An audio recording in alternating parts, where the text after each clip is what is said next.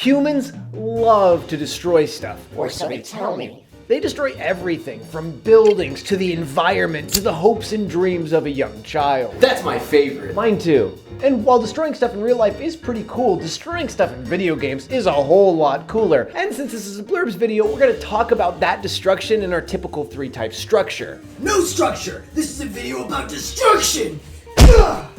Okay, but we're still going to do the thing I said. So today, let's take a quick look at video game destruction. Simple destruction is the stuff of which almost every video game is designed. From breakable barrels and crates to trees that get knocked over when you brush past them on a horse. It's all cannon fodder that sits in the world and waits for you to do the thing so it can go from state 1 to state 2 with a cute little SFX transition. It's great. It makes the world feel more alive and immersive, and now I'm done talking about it. The game world is your oyster, sitting there pretty until you smash it and take out its innards.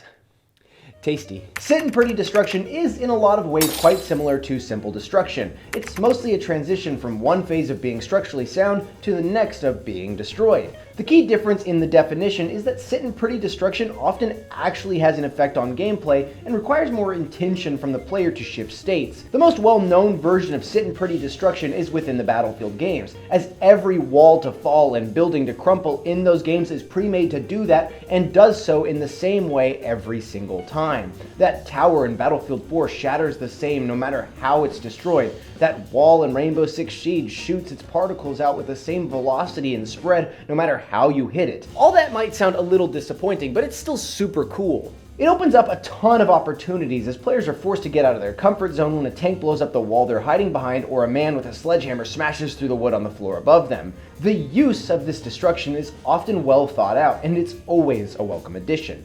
You're a freak.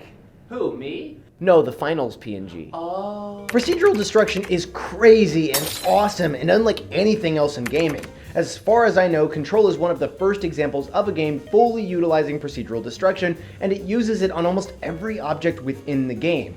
It doesn't go as far as letting you destroy floors or entire buildings, but it does utilize your telekinetic abilities to create a tornado of chaos as you rip through walls and tear apart the fabric of spaces around you. It creates this out of control feeling to every fight, helping you embody a superhero who harnesses destruction. But the greatest iteration of video game destruction we have probably ever seen is housed within the brand new multiplayer game, The Finals. What The Finals does with its destruction is incredible, and it adds so much to the gameplay experience. The Finals' destruction, just like Control, is procedurally generated, but brought to a much bigger scale, as in The Finals you can destroy anything.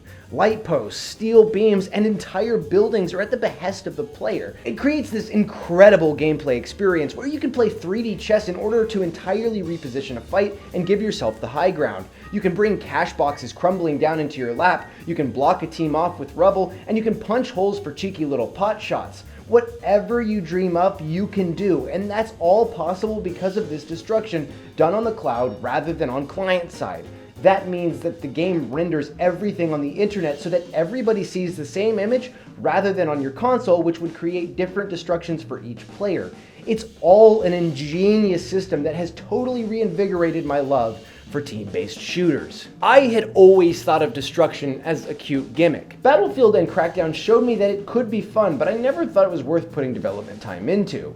Playing The Finals of recent has totally changed my tune on this. This game is one of the most incredible multiplayer games I have ever had the pleasure of playing, and its destruction is the key factor in that design excellence. If you haven't tried it, I absolutely recommend it, as if The Finals didn't exist, this video might have been about something emotional and inspiring, and we can't have that now, can we?